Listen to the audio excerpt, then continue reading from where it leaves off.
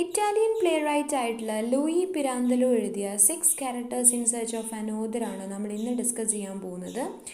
1921 ഇത് ആദ്യമായിട്ട് എഴുതിയതും പെർഫോം ചെയ്തതും.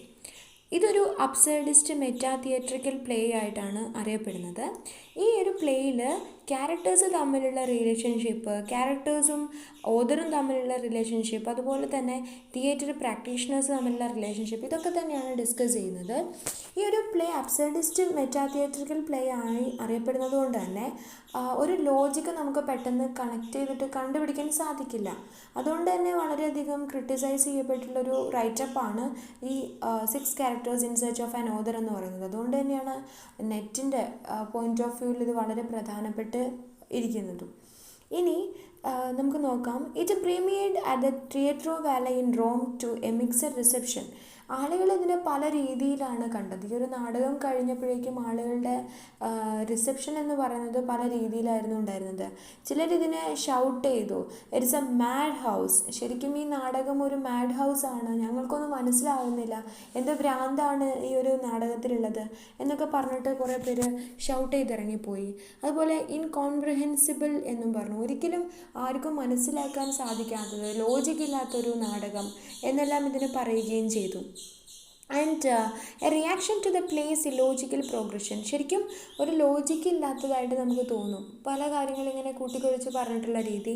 And reception improved at subsequent performances, especially after Pirandello provided for the play's third edition published in 1925 a foreword clarifying its structure and ideas. അതിനുശേഷം 1925 അദ്ദേഹം ഇതിനെ ഒരു പ്ലേയുടെ third edition ആയിക്കൊണ്ട് ഇതിൻ്റെ ഒരു എന്താണ് കവി ഉദ്ദേശിച്ചത് എന്നുള്ള രീതിയിലൊരു നോട്ടൊക്കെ തയ്യാറാക്കുകയുണ്ടായി 3ാമത്തെ എഡിഷനിൽ. അപ്പം കുറച്ച് ഇതിൻ്റെ സ്ട്രക്ചറും ഐഡിയാസും ഒക്കെ കുറേ പേർക്ക് ക്ലാരിഫൈഡ് ആയിട്ടുണ്ടായിരുന്നു. സോ നമുക്കതിനകത്തെ പ്രധാനപ്പെട്ട ക്യാരക്ടേഴ്സിനെ പരിചയപ്പെടാം. ഒന്ന് പ്രധാനപ്പെട്ടുള്ള കുറച്ച് ആളുകൾ എന്ന് പറയുന്നത് 6 ക്യാരക്ടേഴ്സ് ഉണ്ട്. ഒന്ന് the father, 2 mother, stepdaughter, son, the boy, the child, madam Pace and the manager or the director, and leading lady, leading man, second lady, Leni and juvenile lead, other actors and actresses, property man, prompter, machinist, manager secretary, doorkeeper, scene shifters. അപ്പോൾ ഇത്രയും ക്യാരക്ടേഴ്സാണ് ഉള്ളത്. അപ്പോൾ നമുക്ക് നോക്കാം കഥ എന്താണെന്ന് നോക്കാം. Okay. An acting company prepares to rehearse the play mixing it up by Luigi Pirandello. അപ്പം നാടകം തുടങ്ങുമ്പോൾ നമ്മൾ കാണുന്നത് ഒരു കൂട്ടം ആളുകൾ അവർ നാടകം പ്രാക്ടീസ് ചെയ്യുകയാണ്. ലൂയി പിരാന്തലോയുടെ മിക്സിംഗ് ഇറ്റ് അപ്പ് എന്ന് പറയുന്ന നാടകമാണ് അവർ റിഹേഴ്സ് ചെയ്യുന്നത്. ഒരു ആക്ടിംഗ് കമ്പനിയുടെ ഒരു റിഹേഴ്സൽ ക്യാമ്പാണ് നമുക്ക് കാണാൻ സാധിക്കുന്നത്. As a rehearsal is about to begin, they are unexpectedly interrupted by the arrival of 6 strange people. അവരുടെ ഈ ഒരു റിഹേഴ്സൽ ഇങ്ങനെ പുരോഗമിക്കുന്ന സമയത്ത്, അത് തുടങ്ങാൻ ഇങ്ങനെ ഇരിക്കുന്ന സമയത്താണ് അൺഎക്സ്പെക്റ്റഡ്ലി കുറച്ച് ആളുകൾ അവിടേക്ക് വന്നത്. 6 ആളുകളാണ് അവിടേക്ക് വന്നത്. 6 സ്ട്രേഞ്ച് പീപ്പിൾ, ഇതുവരെ അവർ കാണാത്ത കുറച്ച് അപരിചിതരായിട്ടുള്ള ആളുകളാണ് വന്നത്. The director of the play, furious at the interruption, demands an explanation. അപ്പോൾ ഡയറക്ടർ ചോദിക്കുകയാണ്, ഈ നാടകത്തിൻ്റെ സംവിധായകൻ ചോദിക്കുകയാണ്, ആരാണ് നിങ്ങൾ എന്ന് പറയാമോ എന്ന് ചോദിക്കുകയാണ്. The father explains that they are unfinished characters in search of an author to finish their story. അപ്പോൾ അവർ പറയുകയാണ്, ഞങ്ങൾ അൺഫിനിഷ്ഡ് സ്റ്റോറീസ്, പല കഥകളിൽ നിന്ന് ഇറങ്ങി വന്നിട്ടുള്ള പൂർണ്ണമാകാത്ത കുറേ കഥകളിൽ നിന്ന് ഇറങ്ങി വരുന്ന കഥാപാത്രങ്ങളാണ്. ഞങ്ങൾ ശരിക്കും ഒരു ഡയറക്ടറെയോ അല്ലെങ്കിൽ ഒരു ഓതറെ തിരഞ്ഞു വരികയാണ്, ഇതൊന്ന് പൂർത്തിയാക്കാൻ വേണ്ടിയിട്ട് ഒരു ഓതറെ തിരഞ്ഞു വരികയാണ്, ഒരു എഴുത്തുകാരനെ തിരഞ്ഞു വരികയാണ് എന്ന് പറഞ്ഞു. The director initially believes them to be mad, but as they begin to argue among themselves and reveal details of their story, he begins to listen. അപ്പം ഇത് കേട്ടപ്പം ആര് തന്നെയാണെങ്കിലും നമ്മൾ വിചാരിക്കുക, എന്തിവർ പറയണത് ഭ്രാന്തന്മാരാണെന്ന് നമ്മൾ വിചാരിക്കുക അല്ലേ. അതേപോലെ തന്നെയാണ് ഡയറക്ടറും വിചാരിച്ചത്.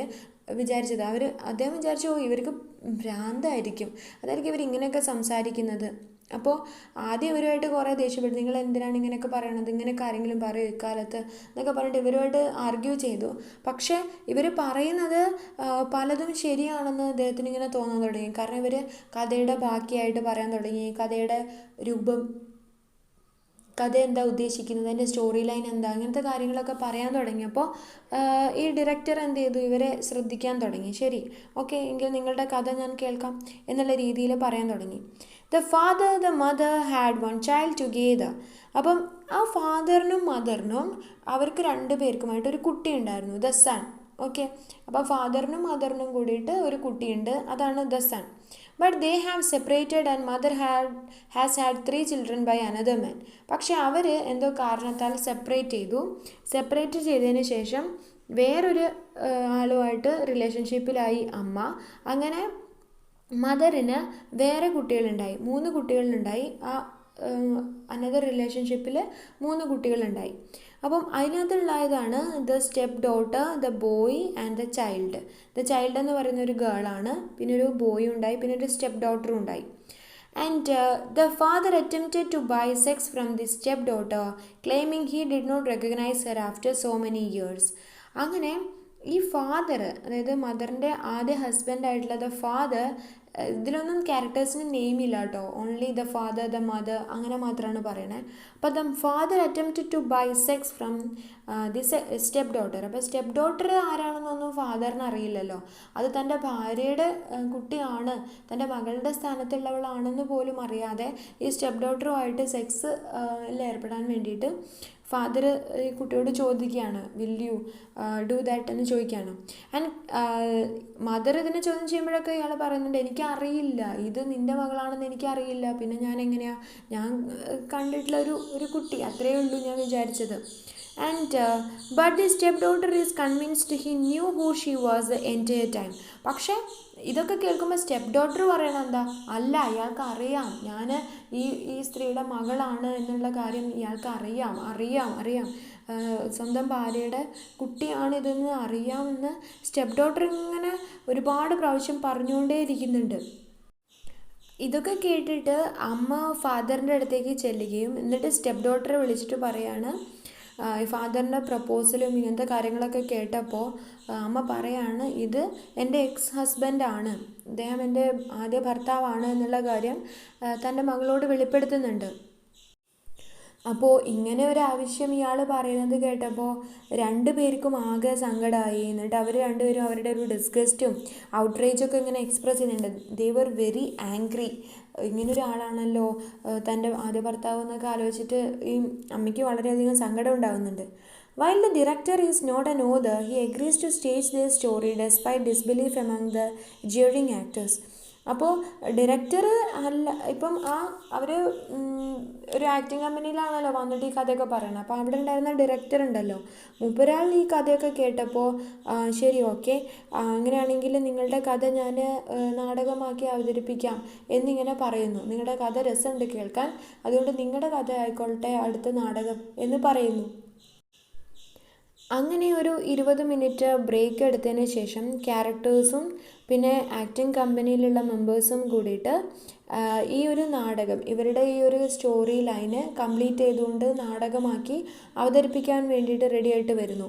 അങ്ങനെ they begin to perform the scene between the stepdaughter and the father in Madam Pace's shop, which the director decided to call Scene 1. അങ്ങനെ സീൻ 1 എഴുതി തയ്യാറാക്കിയിട്ടുണ്ടായിരുന്നു ഡയറക്ടർ. അപ്പം അദ്ദേഹം പറയുന്നത്, ഇപ്പോൾ ഒരു സീൻ എടുക്കുകയാണ്. സീൻ എന്ന് പറയുന്നത് സ്റ്റെപ്പ് ഡോട്ടറും ഫാദറും മാഡം പേസിൻ്റെ ഷോപ്പിൽ വെച്ചിട്ട് കാണുന്ന ആ ഒരു സീനായിട്ട് എടുക്കാം, അത് സീൻ 1 എന്ന് പറയാം എന്ന് പറഞ്ഞു. And the characters are very particular about the setting, wanting everything to be as realistic as possible. അപ്പം ഈ ഒരു നാടകത്തിനിടയ്ക്ക് ഡയറക്ടറിനെ ഒന്ന് ഡയറക്റ്റ് ചെയ്യാൻ സമ്മതിക്കാതെ ഈ ക്യാരക്ടേഴ്സ് മുഴുവൻ ഇതിനകത്ത് ഇൻ്ററപ്റ്റ് ചെയ്യാണ്. അതേ ഇങ്ങനെ വെക്കണം, പ്രോപ്പർട്ടീസ് അങ്ങനെ വെക്കണം, ഇങ്ങനെ വെക്കണം, ഒരു റിയലിസ്റ്റിക് ആയിട്ടുള്ള ഒരു മൂഡ് ക്രിയേറ്റ് ചെയ്യണം, അങ്ങനെ നിൽക്കണം, ഇങ്ങനെ നിൽക്കണം എന്നൊക്കെ പറഞ്ഞിട്ട് ഇവർ ഇതിനകത്തേക്ക് ഇങ്ങനെ നന്നായിട്ട് ഇൻവോൾവ് ചെയ്യാൻ തുടങ്ങി. The director asked the actors to observe the scene because he intends for them to perform it later.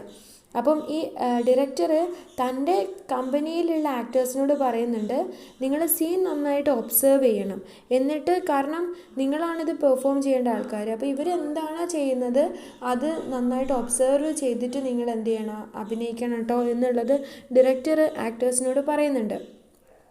This sparks the first argument between the director and the characters over the acting of the play because the characters had assumed that they would be performing it, seeing as they are the characters already. അപ്പോൾ ഈ ഒരു കാര്യം എന്ന് പറയുന്നത് ഡയറക്ടറും ക്യാരക്ടേഴ്സും തമ്മിൽ ഇങ്ങനെ ആക്ടിങ്ങിനെ പറ്റിയിട്ട് ആർഗ്യുമെൻ്റ് ഉണ്ടാവുന്നുണ്ട്. അവർ ക്യാരക്ടേഴ്സ് ശരിക്കും ഇൻവോൾവ് ചെയ്യുന്നുണ്ട്. എന്ന് വെച്ചാൽ ഇവരുടെ റോൾ അഭിനയിക്കുന്ന ആളുകളാണല്ലോ ആക്ടേഴ്സ് എന്ന് പറയുന്നത്. അപ്പോൾ അവർ നല്ലതായിട്ട് ചെയ്യണം, തങ്ങളുടെ ജീവിതമാണ് അവർ കാണിക്കുന്നത് എന്നുള്ളതുകൊണ്ട് ക്യാരക്ടേഴ്സ് അവരുടെ അഭിനയത്തെ പറ്റി വളരെയധികം ബോധേഡായിരുന്നു.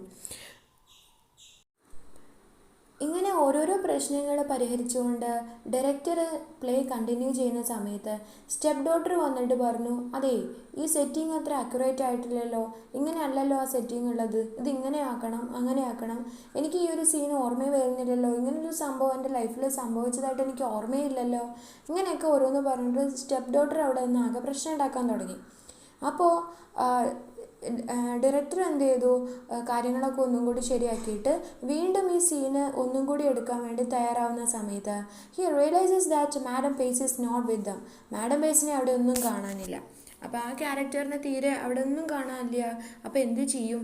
The actors watch in disbelief as the father lures her to the stage by ഹാങ്ങിങ് their coats and hats on racks and madam Pace follows attracted by the very article of a trade. അപ്പോൾ ഇവിടെ ഇപ്പം actors ഇങ്ങനെ കാണുന്ന സമയത്ത് നോക്കുമ്പോഴാണ് father അവളുമായിട്ട് കിന്നരിച്ച് അവിടെ back സ്റ്റേജിൽ പോയി നിൽക്കുന്നത് കാണുന്നത്. അപ്പോൾ ഇതൊക്കെ അവർക്ക് ഭയങ്കരമായിട്ട് ദേഷ്യം വരുന്നൊക്കെ ഉണ്ട്. പിന്നീട് വീണ്ടും സീൻ ബിഗിൻ ചെയ്യാണ്. Scene begins between madam Pace and the step daughter with madam Pace exhorting the step daughter telling her she must work as a prostitute to save the mother's job.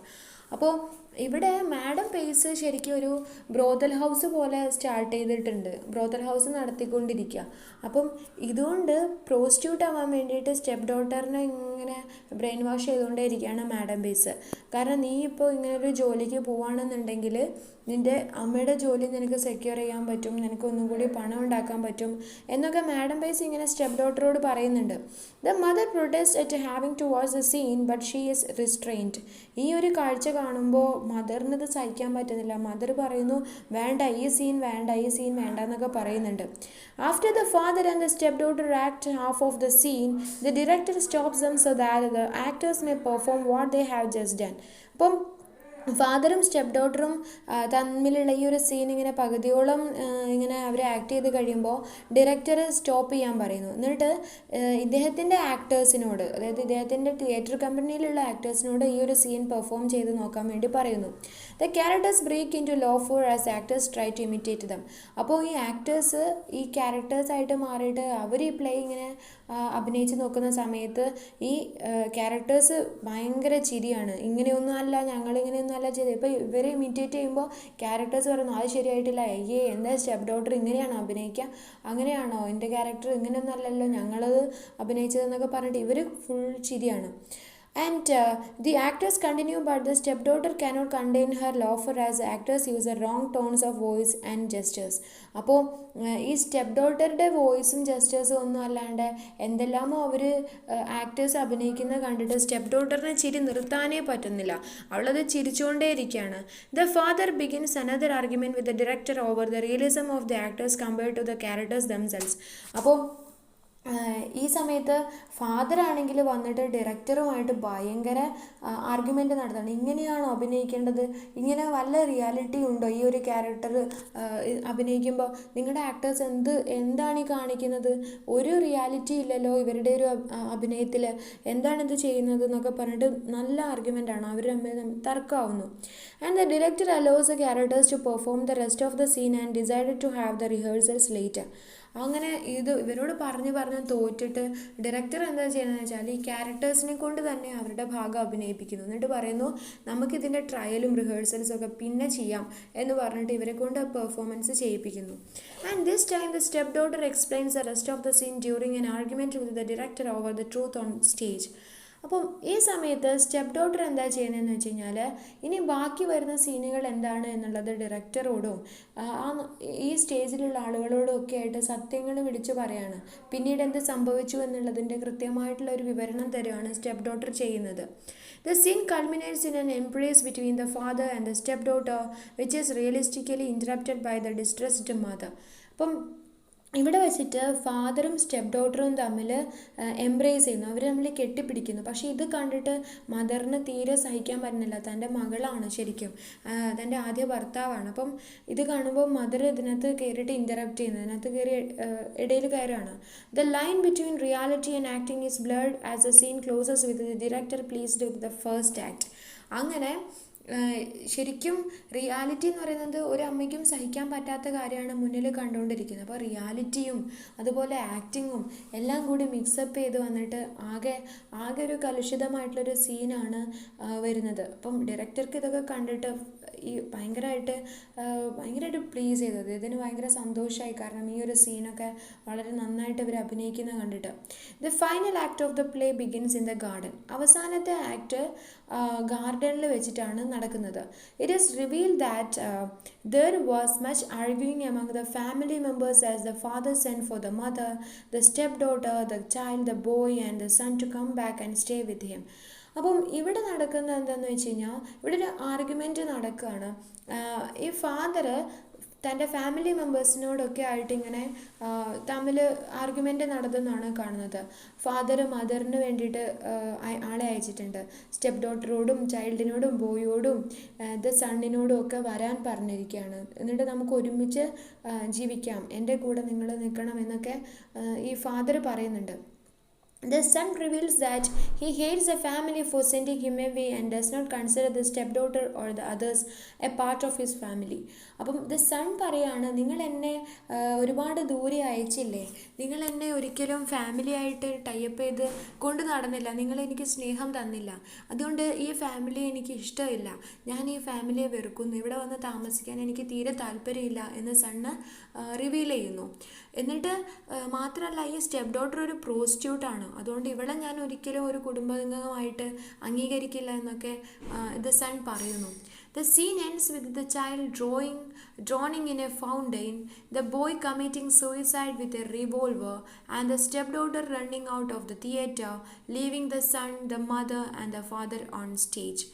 പിന്നീട് ഈ നാടകം അല്ലെങ്കിൽ ഈ ഒരു scene end ചെയ്യുന്നത് എങ്ങനെയാണെന്ന് വെച്ച് കഴിഞ്ഞാൽ ചൈൽഡ് ഒരു ഫൗണ്ടെയിനിൽ ഒരു ഫൗണ്ടെയിനിൽ വെച്ചിട്ട് മുങ്ങി മരിക്കുകയാണ് ചെയ്യുന്നത്, ഒരു വാട്ടർഫോളിൽ വെച്ചിട്ട് മുങ്ങി മരിക്കുന്നു. And the boy committing suicide, boy ആത്മഹത്യ ചെയ്യാണ് ചെയ്യുന്നത്, ഒരു റിവോൾവർ വെച്ചിട്ട് വെടിയുതിർത്തിട്ട് ബോയ് മരിക്കുന്നു. And the step daughter running out of the theatre, leaving the son, the mother and the father on stage. തൻ്റെ മദറിനെയും അതുപോലെ ദ ഫാദറിനെയും ദ സണ്ണിനെയും ഒക്കെ ആ ഒരു സ്റ്റേജിൽ ഒറ്റയ്ക്കാക്കിയിട്ട് സ്റ്റെപ്പ് ഡോട്ടർ അവിടെ നിന്ന് ഓടിപ്പോവാണ് ചെയ്യുന്നത്. And the play ends with the director confused over whether it was real or not, concluding that in either case he lost a whole day over it. അപ്പോൾ ഡയറക്ടറിന് ഇതെല്ലാം കണ്ടിട്ട് റിയൽ ആണോ, ഇത് റിയാലിറ്റി ആണോ അതോ ഇവരുടെ അഭിനയമാണോ എന്താണെന്ന് തിരിച്ചറിയാൻ സാധിക്കാതെ ഡയറക്ടർ ആകെ കൺഫ്യൂഷനായിട്ട് നിൽക്കുന്നു. എന്നിട്ട് അവസാനം എല്ലാവരോടുമായിട്ട് പറയുന്നു, എന്തായാലും എൻ്റെ ഒരു ഫുൾ ഡേ നിങ്ങളെ നശിപ്പിച്ച് തന്നു, ഒരു ഡേയിൽ ഞാനൊരു നാടകം പ്രിപ്പയർ ചെയ്യാൻ വേണ്ടി വന്നിട്ടുണ്ടായിരുന്ന ഹോൾ ഡേ നിങ്ങൾ എന്തായാലും ഈ ഒരു കേസിൻ്റെ പേരിൽ ഈ ഒരു കാര്യത്തിൽ എനിക്ക് നഷ്ടമായി, ഐ ലോസ്റ്റ് എ ഡേ. അപ്പോൾ എന്നിട്ട് വല്ല കാര്യം ഉണ്ടായോ, അത് ഉണ്ടായതുമില്ല. അപ്പം ഈ രീതിയിലാണ് കഥ അവസാനിക്കുന്നത്. So this is A summary of the novel, the play 6 characters in search of an author.